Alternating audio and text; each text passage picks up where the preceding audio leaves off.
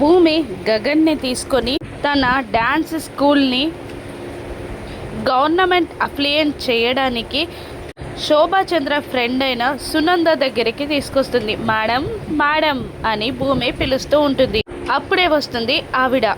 నమస్తే మేడం అని అంటూ ఉంటాడు గగన్. నమస్తే, కూర్చోండి అంటూ గగన్ భూమిలని అక్కడ సోఫాలో కూర్చోమంటుంది ఆవిడ. గగన్ భూమిలో కూర్చున్నాక మీ జంట చాలా బాగుంది అని చెప్పగానే భూమి హ్యాపీగా ఫీల్ అవుతుండగా గగన్ మాత్రం కాస్త గిల్టీగా ఫీల్ అవుతూ ఉంటాడు. ఆ తర్వాత సునంద వెళ్ళి భూమి గగన్లకి కొత్త బట్టలు తీసుకొస్తూ ఉంటుంది. ఇప్పుడు ఇవన్నీ ఎందుకు మేడం అని గగన్ అంటూ ఉండగా భూమి శోభ కూతురైతే నా కూతురు అన్నట్టే.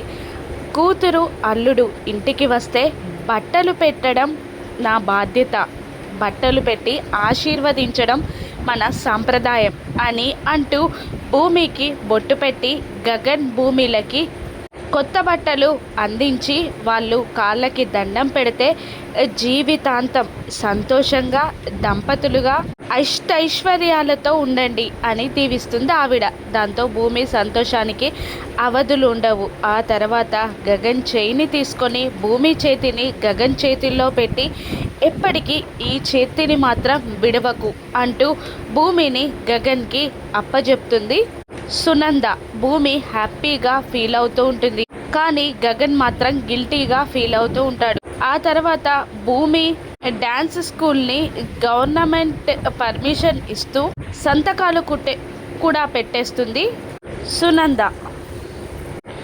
భూమి చాలా హ్యాపీగా ఫీల్ అవుతుండగా గగన్ మాత్రం అయోమయంలో, టెన్షన్లో, బాధలో పడిపోతాడు.